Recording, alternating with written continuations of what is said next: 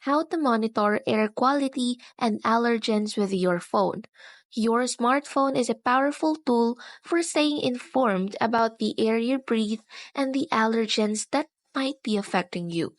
With few apps and a little know how, you can monitor air quality, track pollen levels, and even receive alerts when conditions change. For example, we have Google Maps.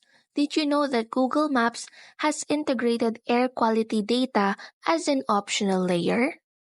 You open the Google Maps, look for the specific location that you want to assess. Tap the layers icon, that's the overlapping squares in the top right corner, and select air quality. This will display a map with color-coded AQI indicators. Tapping on any AQI reading provides more information, including health warnings and nearby readings.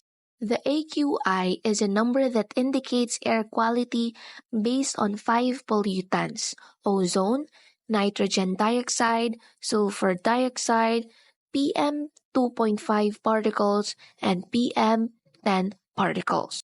0.50 is good, 51 to 100 moderate, 101 to 150 is unhealthy for sensitive groups, 151 to 200 unhealthy, 201 to 300 very unhealthy, 300 plus hazardous.